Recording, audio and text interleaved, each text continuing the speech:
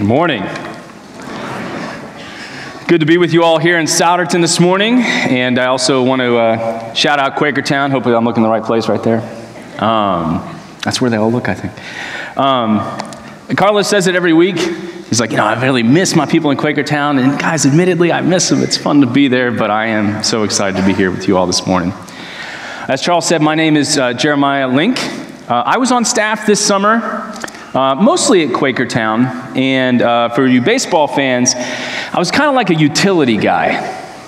If you're not a baseball fan, what that means is, if you want me to play second base today, I'll play second base today. You want me to be catcher today? Sure. You want me to be pitcher? I don't know about that, but I'll think about it, right? And so I did a bunch of different things. Working in Quakertown meant that I worked with Carlos, who is great at, he might have called them giving people growth opportunities. I might have said putting me in uncomfortable places. It's just what he does, and he's great at it. There you go, Carlos. And so the kids in the room might remember me from Kid Fest. I was the beard. So I'm back. And if you want, you can still call me the beard. In fact, some people at Quakertown do. But my name is Jeremiah. I do have a name. It's not the beard.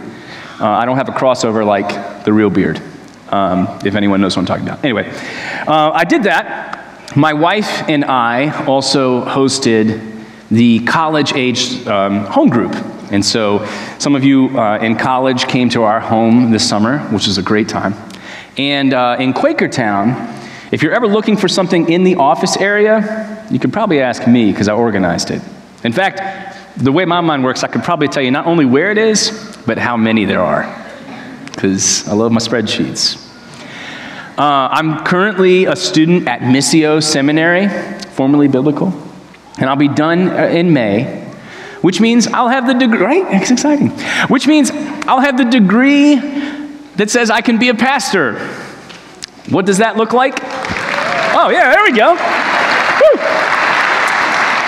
What does that look like for me? I don't know if you guys know, but the plans of God are oftentimes unclear, but I will have the degree, and it's been a great journey. I'm married, actually for 11 years yesterday. And I have, right? Come on now. And I have 3 kids, Surrey, Knox, and Sailor, 7, 4, and 2. So Christmas was a lot of fun this year. They don't sleep past 5:30 most days, so, Christmas was no different. Actually, they slept till 6:30. It was cool. And my wife is great. She gets up with him. She's great, guys. But anyway, those things are all true of me, right? But this morning, if I may, I actually want to speak through the lens of what I do for a living. I'm a teacher, as Charles mentioned. I'm actually a 7th grade math teacher. You're welcome, society. Because let's be real. It is probably the worst year of everyone's life who's associated with 7th graders. Not just the kid, but parents. Come on now. That's when it got real tough. That's when they really started having feelings, right? You can say it in your heads, you don't have to nod. Right? 7th grade. And not only is 7th grade the year, but I'm teaching the people probably their favorite subject, right? Let's be honest. I don't really hear this happen very often, where engineers walk up to somebody like, hey, what do you do? I'm an engineer. Well, I hate engineering. But do you know what they do for math teachers? What do you do? I teach math. I hated math. Seriously? Just play fair. Just say it to the engineer, too. Make me feel better about myself. I know you hated math. It's okay. At back to school night, one of the things that I will tell parents is that math is very similar to a marriage. You guys take this and you put it for, it's very similar to a marriage. Probably around year 3, maybe year 5, maybe year 7 if you're doing really well. You've gotten to the point in the marriage where you've pretty much learned all the good stuff. And the only stuff that's left to learn is the not so good stuff. And you have to make a decision, right? You have to say, are we going to persevere for the sake of this, right? Because all I got left to learn is the not so good stuff. I don't know if I signed up for this. And marriages thrive when you decide to persevere. Math is the same way. Probably around maybe 5th grade, but probably more likely 6th or 7th grade, math becomes different than it was. It ain't 2 + 2 anymore. And so some of the kids are like, oh man, I love math, I'm so good at it. They get to 7th grade and they're like, I'm terrible at math, what happened? And they're having this crisis of life. Parents, maybe you know what I'm talking about. Where it's just like, oh my goodness, this is what I would encourage you. Yeah, the game changed a little bit. Are you going to fight the good fight and dig in for real understanding? Or are you going to throw in the towel? It's worth fighting the good fight. And I encourage parents at back to school night, fight with your kids for that math. I promise you're teaching them something not just about math, but about marriage. I'm going to leave that right here for you. Because here's the deal. Because the kids' emotions are ramped up in 7th grade, in class, they might begin to ask questions. And it might go something like this. They might raise their hand, but chances are if they're in a bad enough mood, they won't raise their hand. Thank you, kids. And they'll say, oh, Mr. Link, when will we ever use this? All right, guys, let's answer this question. Let's pause what we're doing today and talk about this. And I will say, well, you may never use this. And the kids at that point, right, because they're 7th graders, all emotional, I mean, they start flipping tables like Jesus in the temple. They're like, what? What do you mean, Mr. Link? Then why are we doing this? What? And I'll say, that's a really good question. You're doing this because you want your choice at the end of high school to be college, community college, building, trade, whatever, not McDonald's, Burger King, Wendy's, or Taco Bell. Because guess what? There's no choice. Taco Bell. That's why we're doing this. And then they'll say something like, oh, I hate math. I'm never going to choose to do something with math. And I'll respond, yeah, I'm really questioning that myself today. I'm like, what, Mr. Link, you don't like math? And I'll be like, yeah. Like, then why do you teach math? And then I'll tell them, but it's about what math can uncover. It's about what math can show us about the world around us. That's why I teach math. And the reality is, that's about as far as I can go in a public school setting. But today, I can go further, and I'm excited to do that. Because hopefully the haters in the room, the math haters, you're already sweating in your seats because I started talking about the word. Hopefully I'll convert some of you haters while we read this story. So we're going to take a look today at the story from John chapter 4, verses 4 through 26. Words will be on the screen, but you can feel free to read along. So here we go. Let's take a look. Jesus had to go through Samaria. So he came to a town in Samaria called Sychar, near the plot of ground Jacob had given his son Joseph. Jacob's well was there, and Jesus, tired as he was from the journey, sat down by the well. It was about noon. When a Samaritan woman came to draw water, Jesus said to her, "Will you give me a drink?" His disciples had gone into the town to buy food. The Samaritan woman said to him, "You're a Jew, and I'm a Samaritan woman. How can you ask me for a drink? For Jews do not associate with Samaritans." And Jesus answered her, "If you knew the gift of God and who it is that asks you for a drink, you would have asked him, and he would have given you living water."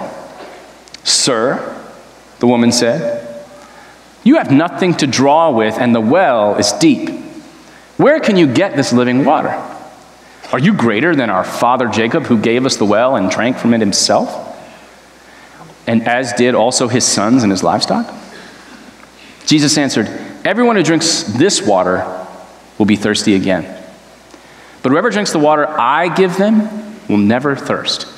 Indeed, the water I give them will become in them a spring of water welling up to eternal life." The woman said to him, "Sir, give me this water so that I won't get thirsty and have to keep coming here to draw water." And he told her, "Go call your husband and come back." I have no husband, she replied. Jesus said to her, you're right when you say you have no husband. The fact is, you've had 5 husbands, and the man you now have is not your husband. What you have said is quite true. Sir, the woman said, I can see that you're a prophet. Our ancestors worshipped on this mountain, but you Jews claim that the place where we must worship is in Jerusalem. Woman, Jesus replied, believe me, a time is coming when you will worship the Father neither on this mountain nor in Jerusalem. You Samaritans worship what you do not know. We worship what we do know, for salvation is from the Jews.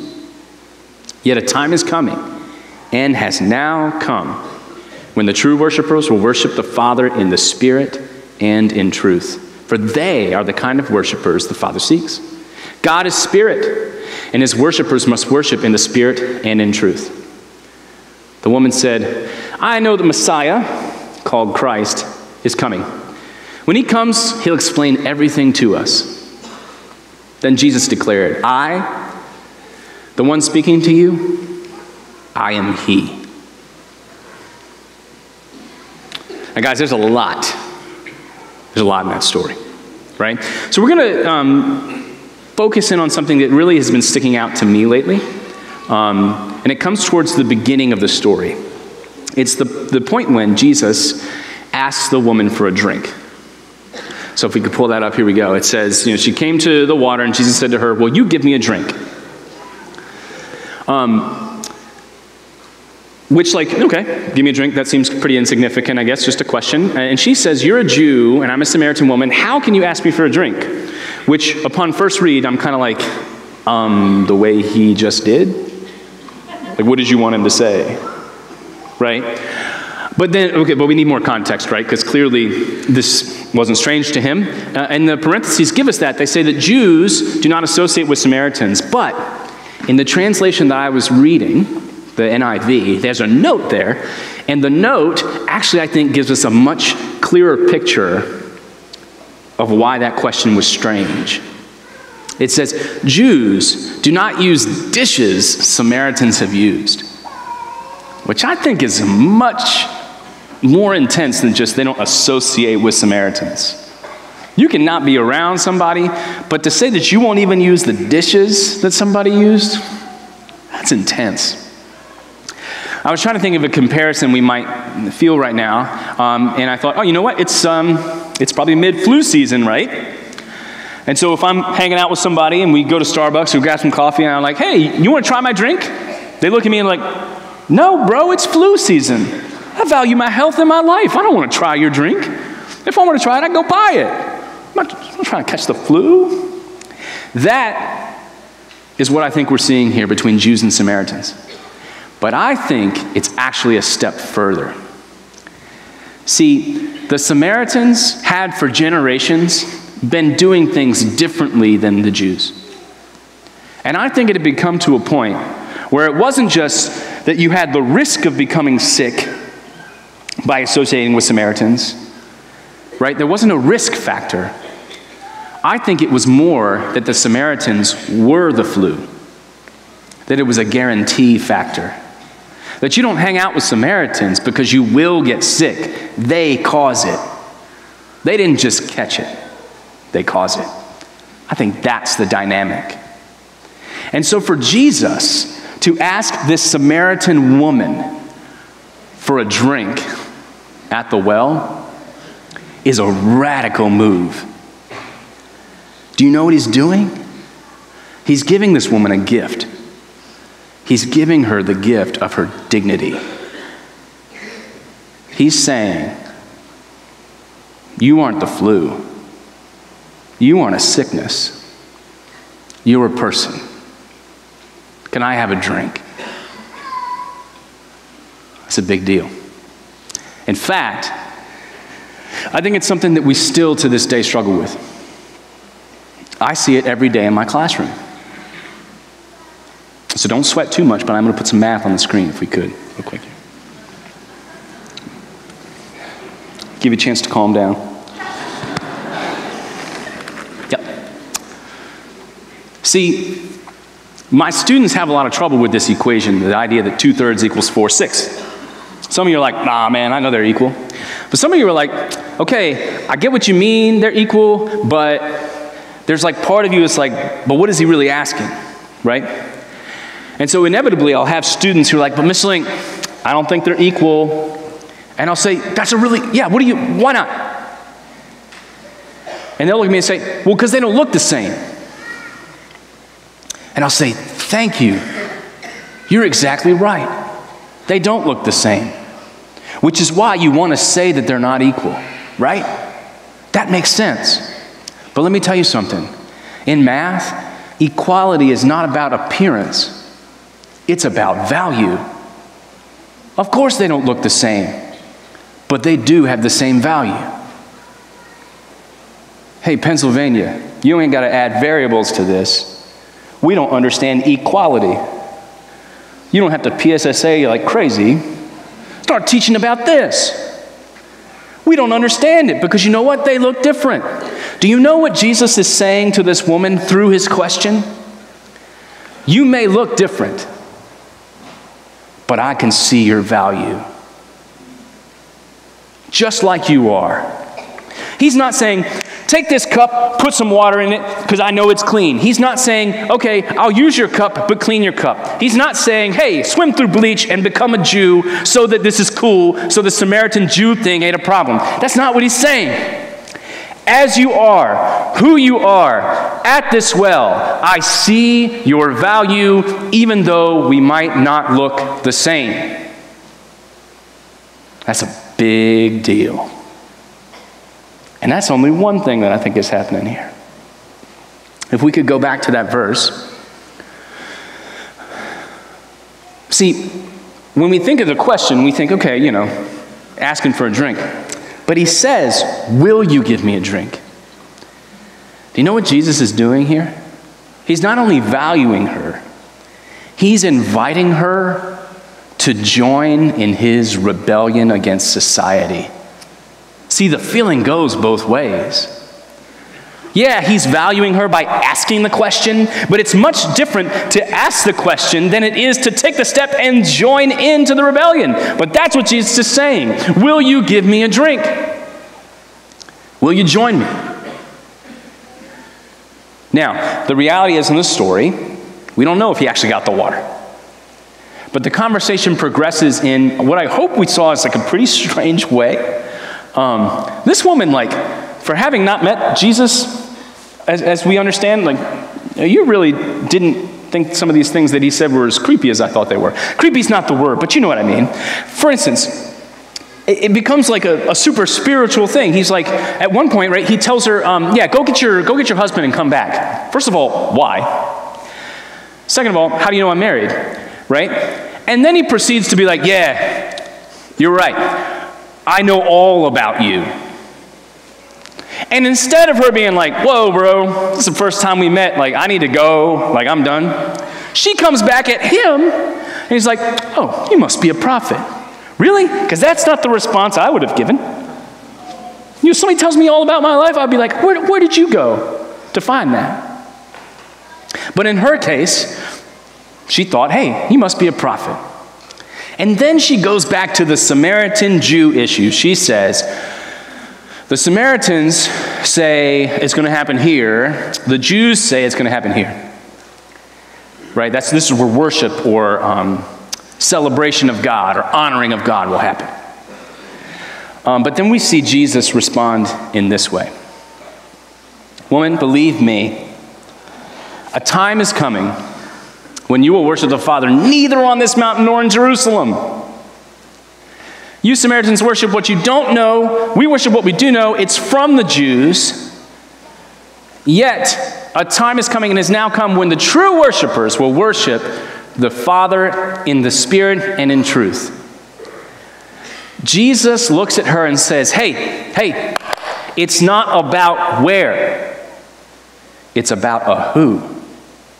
See, the Pharisees would have said, Samaritans, your worship doesn't count because you don't do it here in Jerusalem. And that's what she's asking about. And Jesus is saying, hey, guess what? It's not about either of those places because you won't do it in those places. It's about a who. It's about the Spirit being involved and you showing up in truth for who you are. It's about something internal, not external.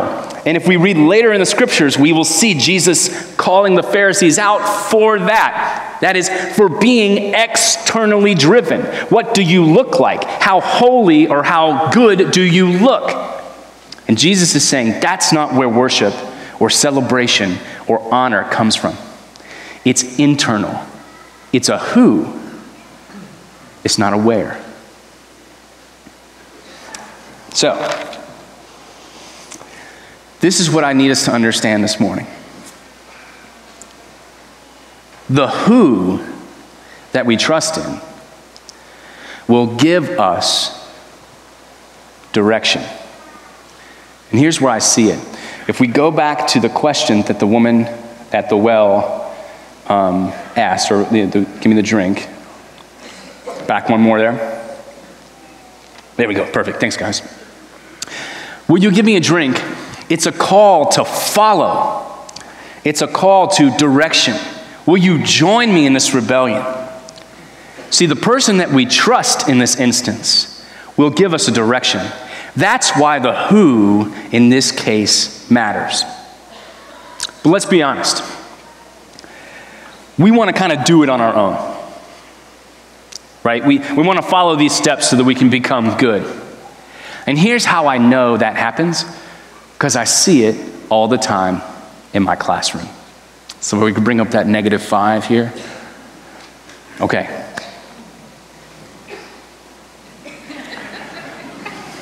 So you see the double negative, right? You see the negative on the outside of the parentheses, negative on the inside. When I'm teaching about negatives, some of you might remember that 2 negatives make a positive, and you just remember that because, I don't know, good for you, that's impressive. Not everyone works that way. I have a lot of students that don't think that way. They need to know where this is going. They need some sort of comparison. So this is what I tell them. The negative inside the 5 is like owing money. So if I have $2 and I owe someone $5, the situation is that I still owe them $3. You just did integers. You didn't even know it, because everyone gets money for whatever reason. My kids can't do integers by themselves, but if I talk about money, they're good. All right. But then I get to this place, and this is how I explain the double negative. I say the first negative on the outside is taking away. The second negative is like your debt. So a double negative means that you're taking away the debt.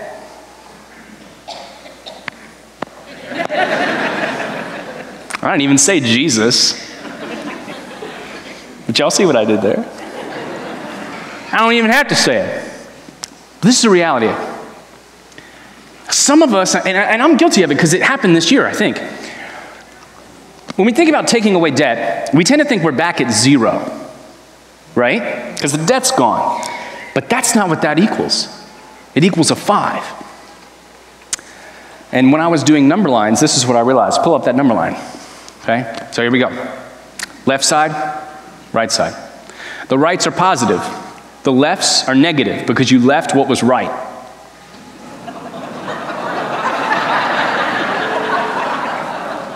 Okay? There we go. See, when you are at a -5 and your debt is taken away, you don't stay at a -5. You come all the way over here. It's an actual position change. And it's not just a position change. The negative goes that way. The positives go this way. It's a direction change. So Jesus, in coming to us at the -5, absolutely takes away our debt. Definitely. But that's not all he does. He brings us into a new position that we might move in the right direction. That is what Jesus is offering. And so when my students come up to me, if we go back to the -5 from before, they might say that the answer to that problem is -5. And they come up, Mr. Link, I lost points on this. Yes, because the answer is +5. All middle schoolers, every time. Maybe a teeth suck. Like, Mr. Link, it's just a negative sign. And I look at them and I say, yes. Which means that's a different position. Do you understand how far away you are from the right answer? What you can see is the value. What you don't see is the direction. What the Pharisees could see was that the law was meant for something good. The problem was that the Pharisees, that is the Jews, would use the law in the wrong direction. They weren't honoring God by forcing people to worship in this place because they had forgotten that it's not about a where, it's about a who.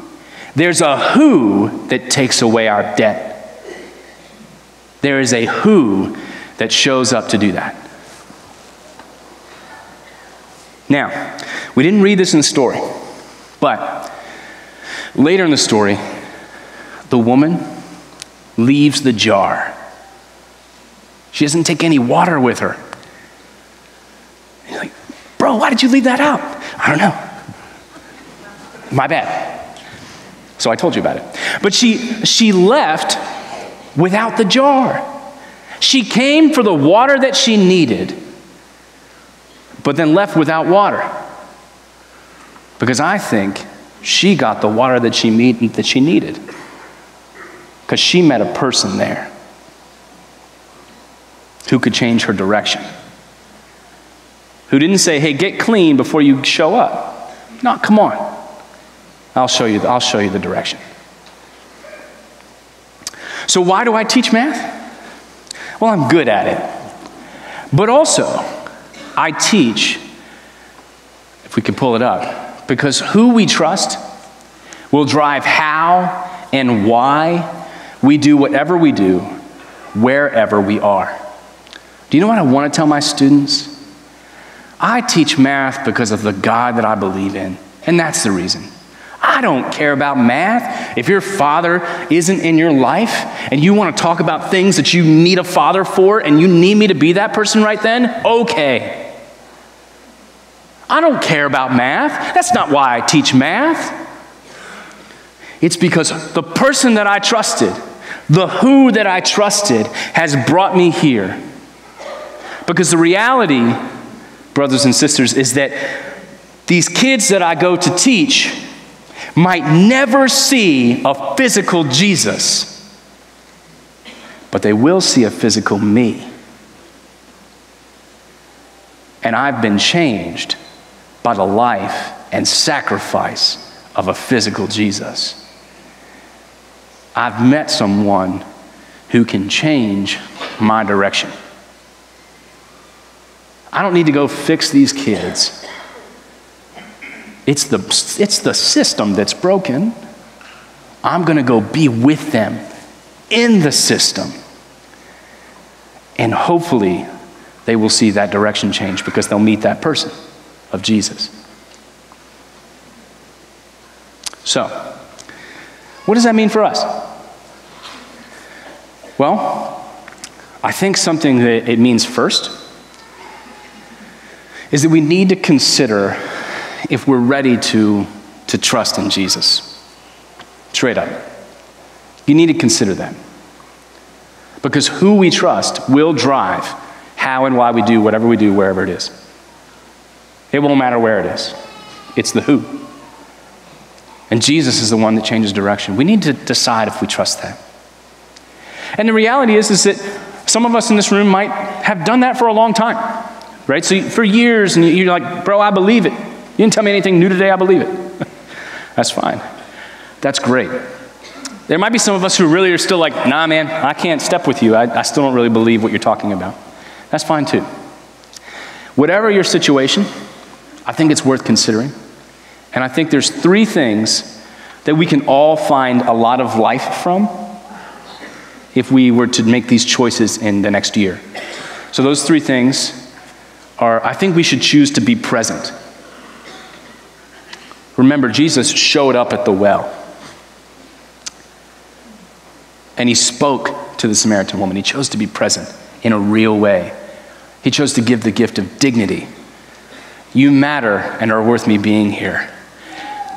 Because I give you value, Jesus, right? He gives but you matter. I think we can also make a choice to be curious.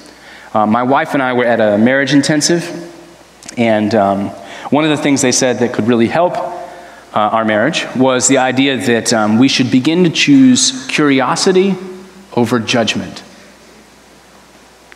And if you're married, that's about the truest thing anyone's ever said to you. Curiosity over judgment. Not, you always do that. Can you tell me why you did that? It's a much different question. I think we can do that in all cases. I think we can choose to be curious. And I think we can choose to be humble.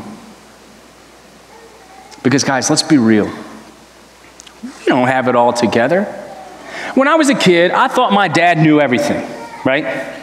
Then probably about middle school, probably about 7th grade, I thought to myself, he doesn't know anything. Then I've grown up, and you know what I realized? Neither of us knows anything. We don't know what we're doing. We need to be humble. Hopefully we'll find someone who can show us direction and give us direction. I think that's what Jesus does. But we need to be humble. So it doesn't matter if you're wondering or if you've known this for a long time. I think life can come from this. Are you looking for purpose? Well, let me introduce you to the man who knows everything I ever did and everyone I ever hurt.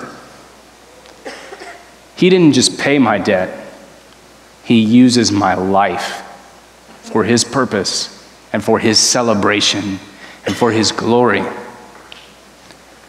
He can do it for you too. Question is, would you like to meet him? Would you all pray with me as we close this morning? God, we thank you so much that at Christmas time we can celebrate the arrival of you, that you have come into this world to be with us, to walk with us, and to show us not only that we have value because you've given it to us, not only that you give us our dignity, but Lord, that you give us direction. I pray that you would be moving in the hearts of everyone here, and I pray, Lord, that they would make the choice to get to know you better, and that they would find someone here who can help with that. I pray these things in Jesus' name. Amen.